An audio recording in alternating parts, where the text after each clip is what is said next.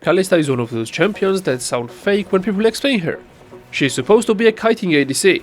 She's supposed to be ultra hard. She's supposed to be prosecute. She's supposed to be this elegant mechanical masterpiece for people with alien hands and unresolved issues.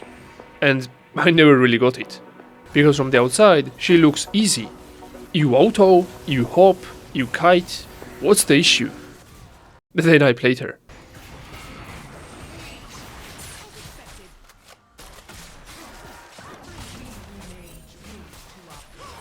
And Kalista is not a kiting champion. Kalista is the rhythm game disguised as an ADC.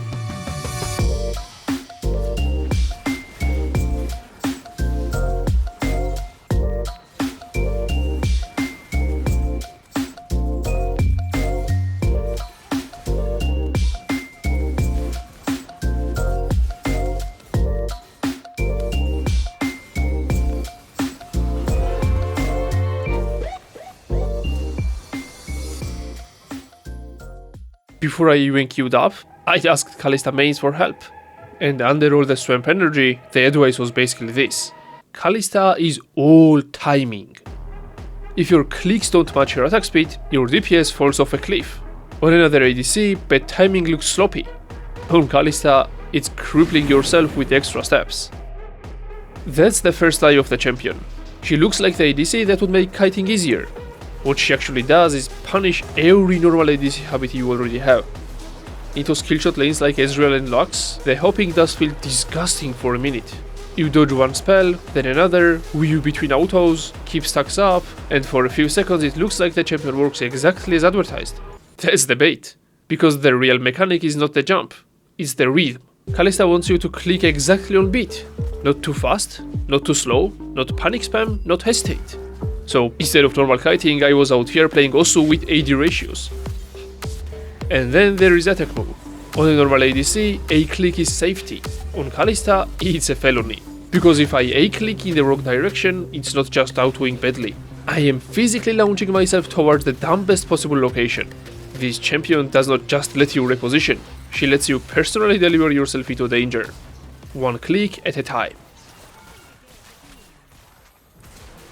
At one point, my kiting on this champ was like the public transportation in the US. Technically a system, not one I would trust with my life. And that was the pattern for most of these games. I would get ahead, get kills, leave lane with gold, and still feel fake. Against Kate and Morg, I got fed and still felt like a wet paper.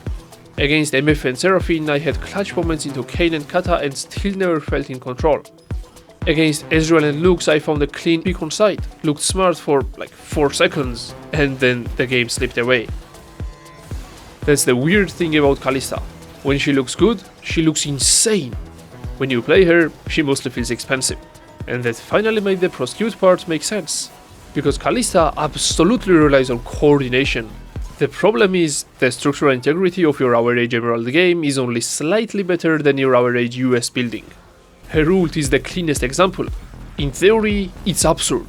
In SoloQ, it's a trust fall with strangers. Surely Swain helps me with Trundle, right?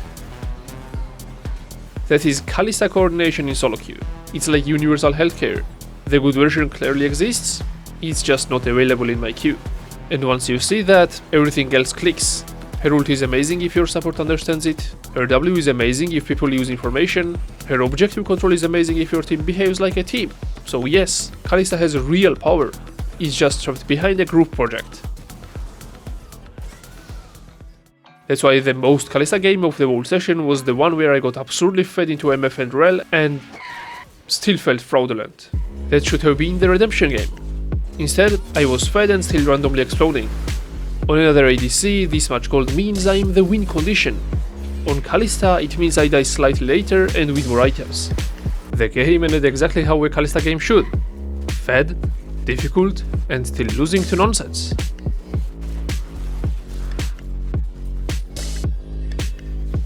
Now, to be fair, I do understand the fantasy. You dodge by a pixel, you catch someone on side, you kite a diver just long enough, you make Lux miss everything, you get one clean rand pop that makes the whole kit look legal.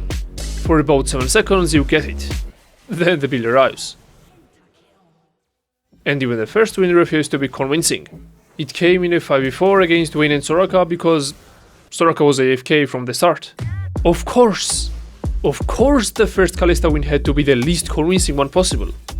Blitz barely stayed in lane, built AP, trolled around the map, then left me for Renekton. I built full AD because why not? At this point I was just rotating self-defense options. And yes, we won. Eventually.